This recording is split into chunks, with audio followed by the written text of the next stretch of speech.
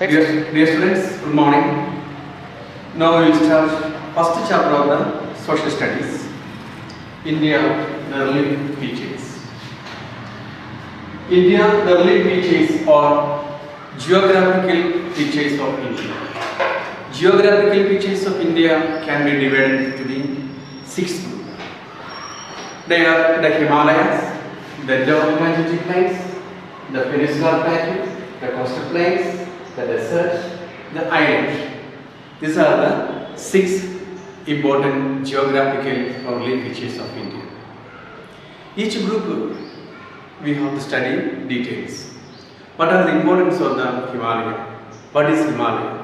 Where is Himalaya located? Himalaya located in the northern part of India and run from west to east in an arch shape. It consists of three parallel ranges. First parallel range is Greater Himalaya, second one is Lesser Himalaya, third one is Shivaliks. Greater Himalaya is the topmost range. It consists of world's highest peak like Mount Everest, Kanchenjunga, Nanda Parbat, etc.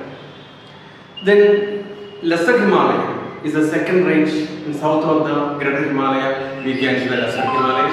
Lesser Himalaya famous for the great valleys like Jammu Kashmir valleys, Kulu valleys, Kangara valleys, and famous hill stations like Simla hill station, Nainital, Mussoorie, all located in this Lesser Himalaya. When we come to the next outer range or Shivaliks known by different places, different names. In Jammu and Kashmir it is called Jammu Hill, Arunachal Pradesh it is called Mishmi Hill, and in Assam it is called Kachar Hills. Between the Shivaliks and Lesser Himalaya there is a flat bottom and deep valleys are there.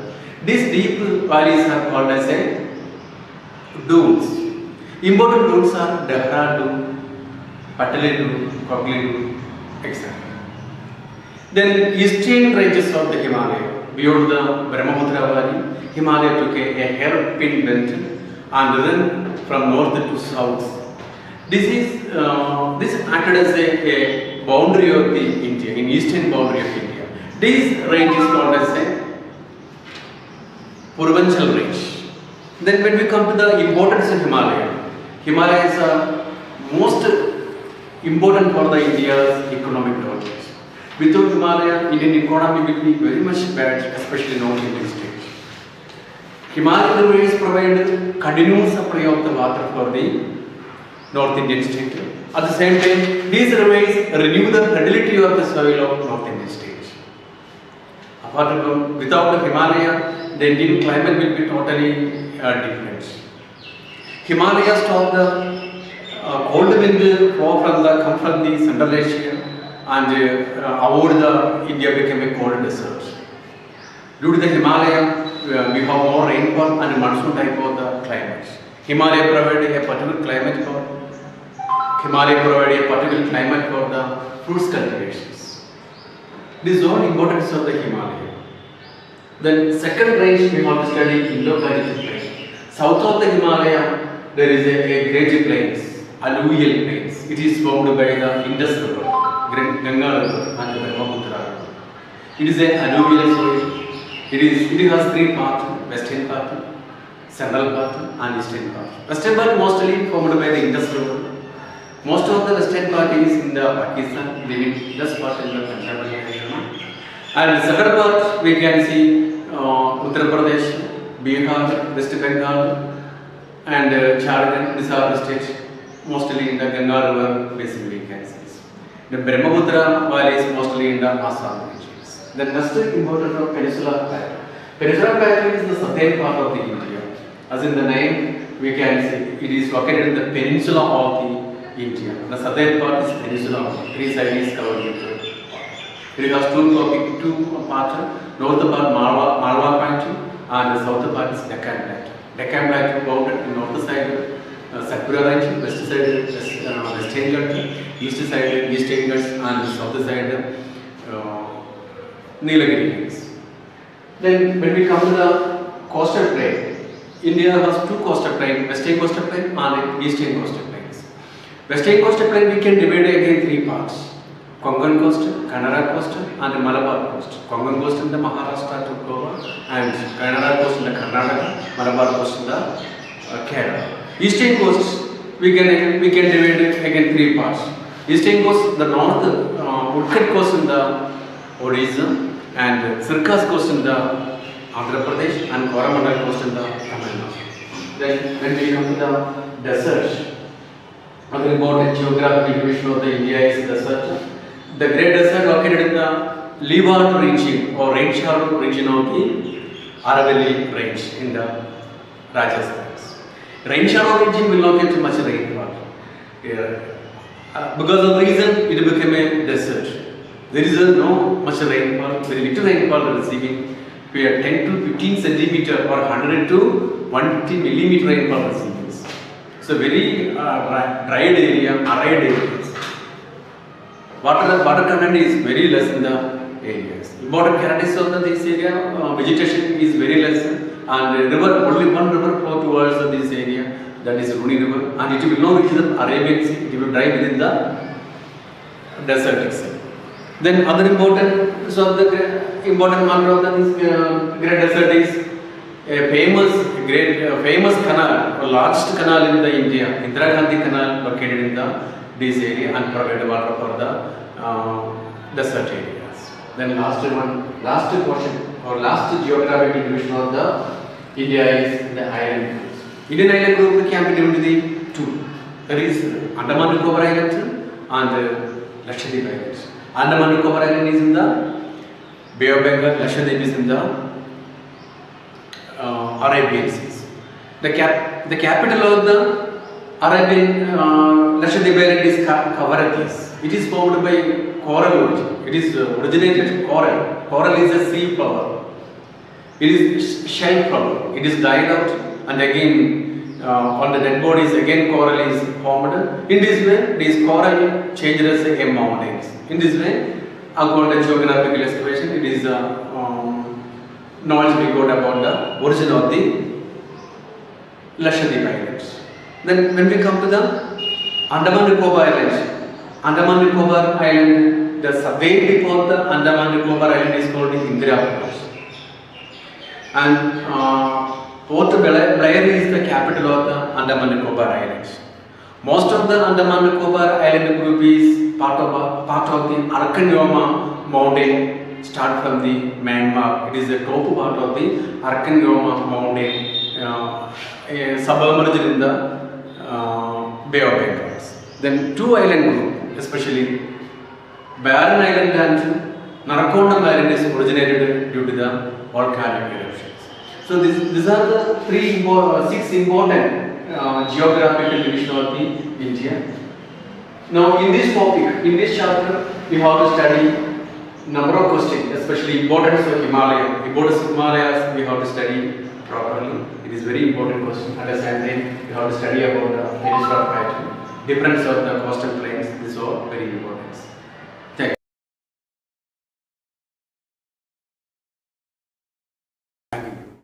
you. Dear students, next we have to study second chapter, ideas of governance. In this chapter, we have to study different concept of idea. Different people have different concept of development ideas. What are the different development idea of the different peoples? Already we have studied. In the people who living in the village area and people who live in the town area, these all people have different development goal. Workers, agriculture, landless workers, their development goal is maybe getting more wage, more work, and sending the children to public school. In this way, their ideas different from the wealthy peoples who living in the urban areas. So in this way, each people have different development goal. Sometimes these development ideas or concept idea may be conflict with each other. For example, farmers, cultivators who cultivate land in the riverside, they want to get a small dam across the river. They want to construct a small dam across the river and provide irrigation for the lands. At the same time, an industrial owner wanted to make, his main idea is to make a big dam across the river and generate more electricity for the industries. So these both ideas are competing. Whenever the industrialist making a big dam across the river, all the land will be under the water. Then these agriculturists or the farmers cannot be cultivated land. That is why their both ideas may be come and compete with each other. Then other topic here mentioned here, income and other goals. People have different goal. Most important goal of the people is income only. Each and every section of the society, even the grassroots level people also wanted to get income. Without income, we cannot live. By using income or money, we can purchase our essential need. But income cannot purchase all the essential needs. Income can purchase or money can purchase only the material things. Material things only we can purchase by using the monies. Non-material things impossible to purchase. Non-material things, what are the non-material things? Respect, love, affection, and friendship. These all we cannot purchase by using the monies. These are also essential things. Without friendship, without love and affection, without social relation can be impossible. Impossible in the societies. That is why material thing also we need. So money cannot play important role for our nation. Then we have to think income and other goal mentioned about that. Then how to compare the countries? How to compare the country with other country or state with other country? If to compare the one state with other state or country with other state, generally we are using income. Which country have more income? The country generally we call as a developed country. But one problem that some one country may have more income, more populations. Other country, small country, less income, but very less populations. So each person income may be very high in this small country. That is why income we cannot be considered as a good indicator for measure the country's governance. That is why we are using another criteria that is called per capita income. Per capita income is average income of the people. It can be calculated by total income divided by the total population of the country. Then you will get each person income. That is per capita income. But it is not a real income of the persons. An individual income we cannot get by using the per capita income. Overall, how much they are getting, average how much they are getting. So average income can be show the economic growth of the countries. So most of the people use the per capita income to measure the country development. World Bank uses per capita income to measure the country development. But per capita income has one problem when we consider two countries' developments, country A and country B. Country A has 5 members, country B also 5 members. Country A, all people getting similar salary. Country B, one person getting 48,000 salary. Bharat is all getting 500. So both the countries' total income will be 50,000. Then per capita income will be 10,000 each country. Each country similar per capita income, but which country we want to live? Only the country A, because country A there is equality. Country B only one is developed person, other is all very poor level persons. That is the difference. Then next we have to study here other important topic. In order to avoid this problem, we use the Human Development Index to measure the country's development. Human Development Index is a composed index. It consists of not only the per capita income, but also health, education status, infant mortality rate, and life expectancy. In this way, number of things we can add to the Human Development Index. By using Human Development Index, we can understand each human development, per capita development of each human. Thereby, we can understand more about the development of each state. Here, comparison we can study Himachal Pradesh and Punjab. Punjab per capita income is very high, but at the same time, education level, literacy level also very less in the Punjab.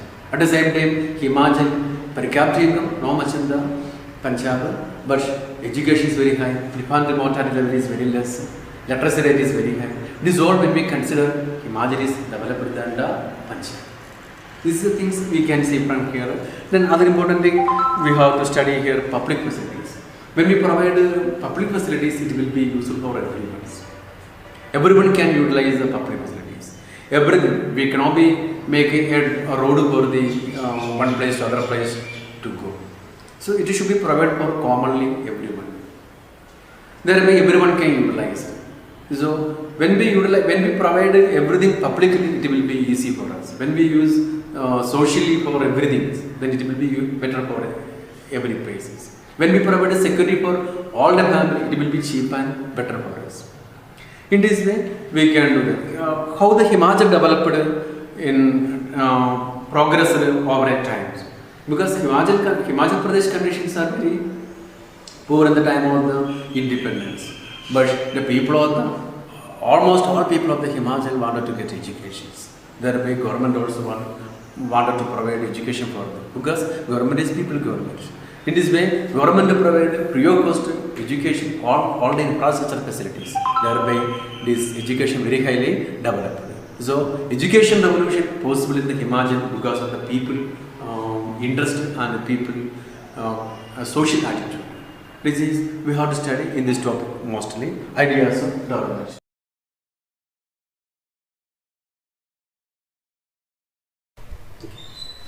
Students, now we have to study about the production and employment. In this chapter, we have to study sectors of economy, GDP, changes in the importance of sectors, organized and unorganized sector. Briefly, I shall explain about each topics. Sectors of economy we can classify into the three. Already you know that primary sector, secondary sector, and the tertiary or service sector.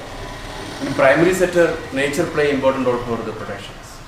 Important activities of the primary sectors are agriculture and allied activities, animal husbandry, fisheries, and mining.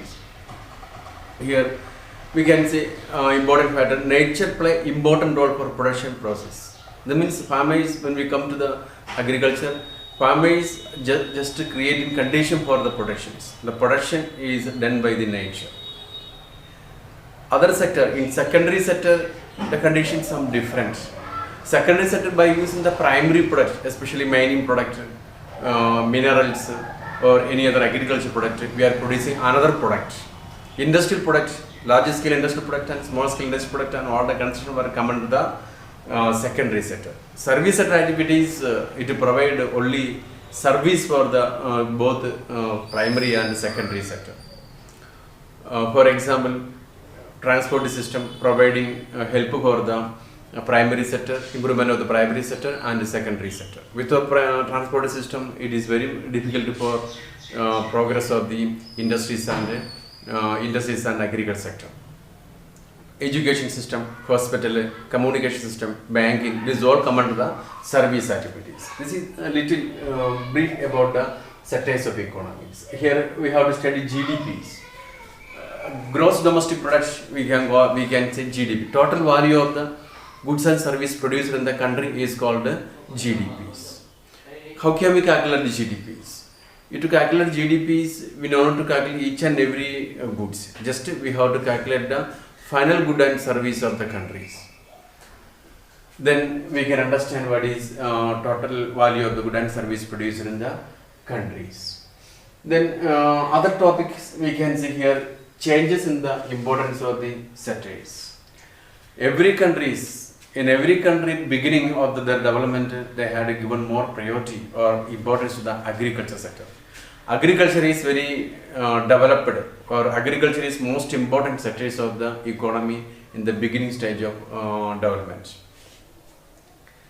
But gradually they had given more priority for the industry sector than after service sector. When we come to the developed countries like America, England, France, these all countries at first they had given more priority, importance for the agriculture. Agriculture very highly developed. Then after industry developed.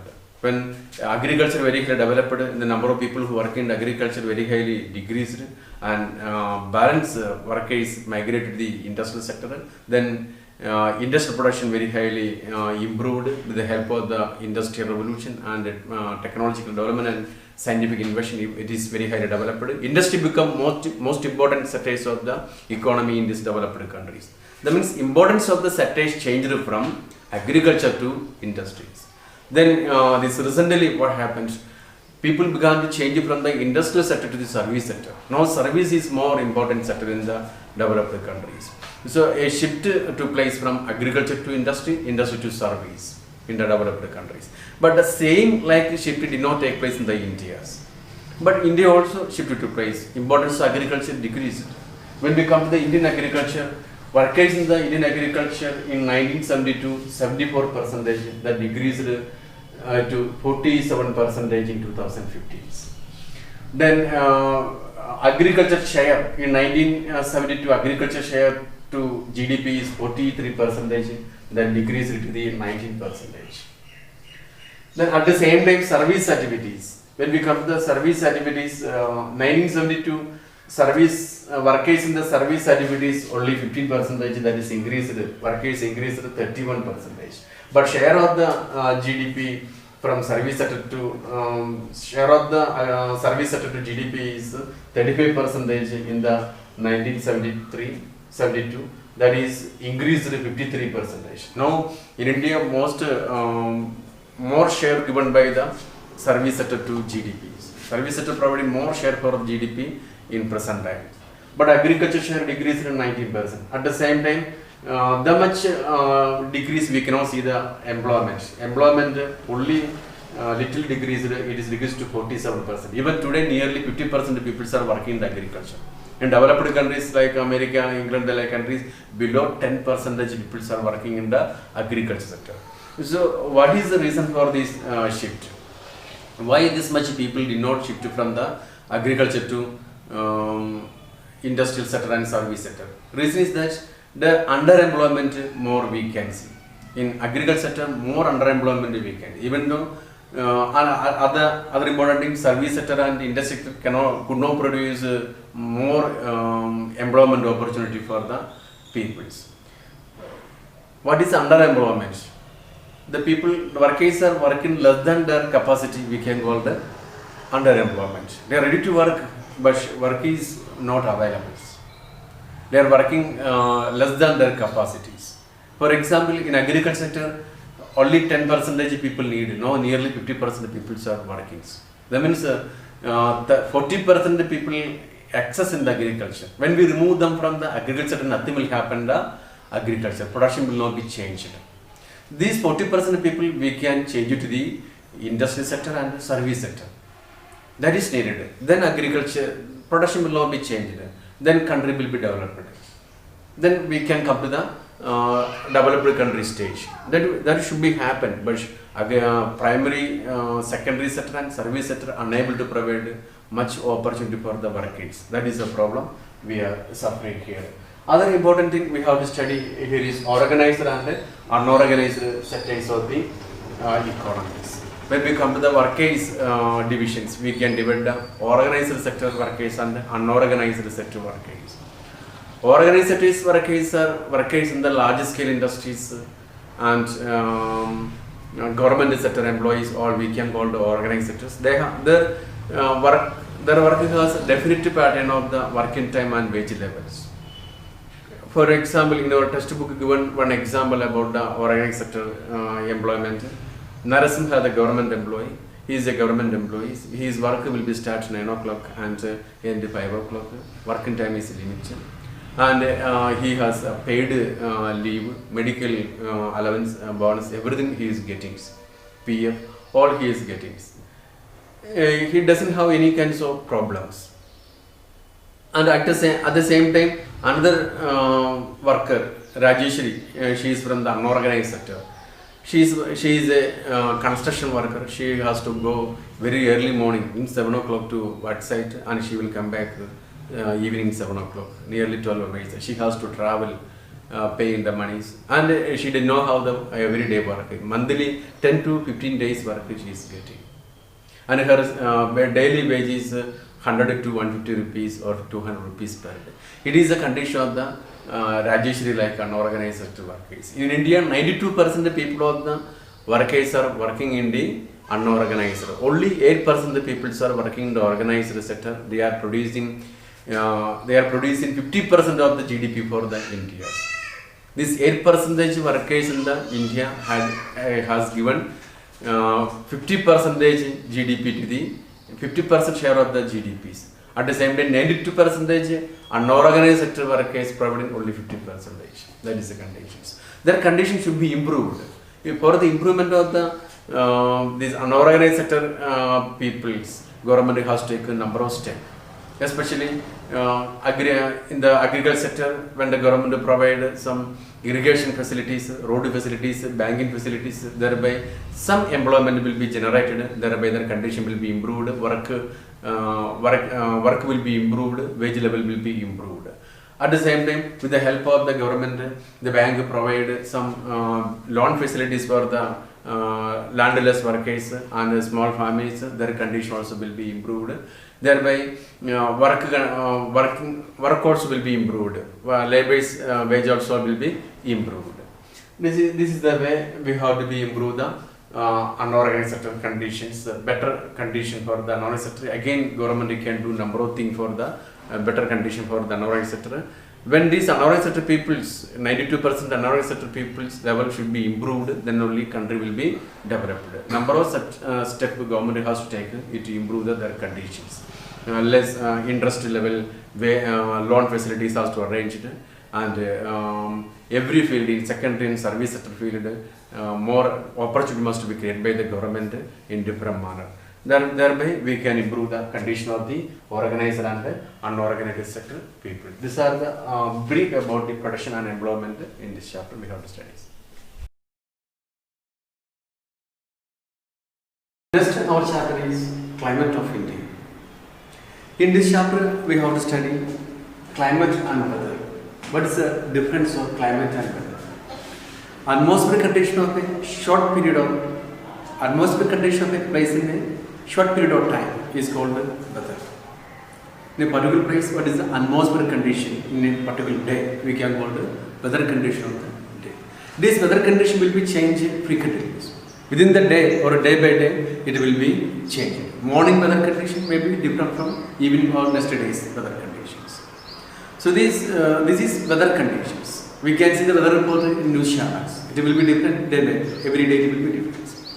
So what is climate? Climate is different from weather. But the average weather condition over a period, over a long period of time in a place is called climatic conditions. At least 30 years continuously, what is the average weather conditions? That is we can call as a climate condition. The climate condition of the one place different from the other place. Jammu Kashmir climate condition different from the Telangana areas. This climate may be changing. It will not be changing frequently. It may be changed in 10 years, 20 years. After some change, we can see the climate. The monsoon season and the summer season effect will be different from today's and 10 years before. So in this way, different change occurred in the climate. It will happen some years after. It will not happen 1 or 2 days after, same like in the weather. So that is the difference of the weather and the climate. In this topic, how to study what are the climatic control. What are the factors that influence the climate of areas? The climate control we can divide it 4 groups. First group is latitude. First one is latitude. Second is land water relationship. Third is relief. Fourth is upper air circulations. These are the 4 important climatic control. What is latitude? Already we have studied the 0 degree latitude is called equator. This equator region, very high temperature we can observe. When we go from equator to the North Pole and South Pole, temperature is decreasing. In North Pole 0 degrees Celsius, an ice cap will be there, South Pole also. So when we go away from the equator to northern side and southern side, temperature is decreasing and it becomes very zero level when it reaches the polar regions. So when latitude is changing, climate also will be changed. So latitude is one of the important factors that decide the climate of the areas. Other important topic is land and water relationship. Land become hotter and become cool very fast. At the same time, water become cool and hot very slow. Because of this nature of the water and land, there is a different pressure will be formed. Water area, mostly cool area, they are formed high pressure beds. Cool area there is a high pressure. Hot area there is a low pressure. In summer season, there is a low pressure in the land area, high pressure in the water area. So what happens? Wind move from high pressure area to the low pressure area. That means air move from the water surface to land surface in the summer seasons. Winter season it will be reversed. Winter season land will become very cool, but water will not become very much cool. That is why the air move from land to seas. In this way, climate will be changed because of this land-water relationship. Other important factor is relief. When altitude is increases, relief means altitude, height. When height is increased, temperature decreases. When we go higher places, temperature will be decreases. Mountain top, especially Himalayan mountain top, cool temperature and minus degree Celsius. It is because of the height. Ooty, Kodaikanal area, very cool temperature we can see even in the summer season also. It is because of the height. So height also or altitude also one of the important factors that decide the climate of the areas. Last important climate control is upper air circulation. 25 degree north latitude we can see there is a upper air current. There is an upper air current. It will go 12,000 meter height. In the summer, 12,000 meter height it will go. In the summer season, the wind speed is 110 km per hour and winter season 184 km per hour it will go. When it reaches the height area, the surrounding place air become very cool and it become goes for the rainfall in the areas. In this way, this upper air circulation or jet stream also one of the important factor that decide the climate of the areas. Then next topic we have to study here, global warmings. What is global warmings? Before study about the global warming, I shall say explain about the advancement of monsoon and retreating monsoons. The time of summer season, due to the high pressure belt and low pressure belt, there is a monsoon occurred in the India. Summer season, the India become very hot and low pressure problem inside the India. At the same time, surrounding place of India, then sea surface area in the southern part of the India sea surface, there is a high pressure formed, cool area. From the high pressure, wind move towards the India and become cause for the heavy rainfall in the summer end of the summer season. It is called advancement of the monsoon. It will start June 1st week on the India. Then it will continue up to September month. So almost all places receive the high rainfall in this southwest monsoon. But the end of except Coromandel coast in the Tamil Nadu, Bar and Sol region receiving a very heavy rainfall during the southwest monsoon. October month onwards, the winter season will be started. October, November month, the atmosphere becomes somewhat oppressive, very inconvenience. This oppressive weather condition we can call as October heat. Then beginning of the summer season, what happened? A kind of small shower occurred in the Andhra Pradesh and Telangana region. Small rainfall. This rainfall is called as a mango shower. This is about the advancement of monsoon. The beginning of the winter season, there is a retreating monsoon occurred. That means wind began to blow reversely. It will go from land to seas. It is called retreating monsoons. Because of the retreating monsoons, there is a rainfall on the Coromandel coast. Then next our topic is global warming. What is global warming? Already have studied in the biology topic about the global warmings.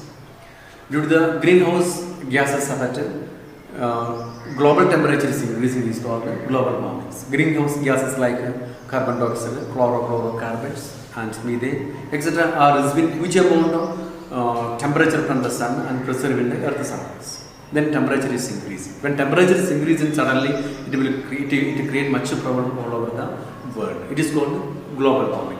The sudden change of climate occurred because of the global warmings. Effect of the global warmings sometimes very high. Unexpected rainfall, continuous drought, this all happen due to the global warmings.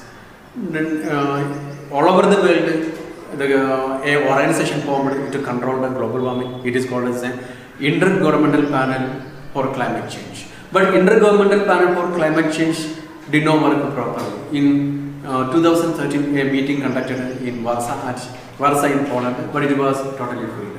There is a difference opinion about the global warming between the developed country and the developing country. Developed countries instructed the asked the developing countries to stop the coal burning, but fuel burning. But developing countries now agree with this. They argue that when the developed country become a developed country due to the fuel burning, when developing country become developed country, then they will stop the fuel burning. That is the argument about the developing countries. These are the important topics we have to study in this chapter, climate of India. Thank you.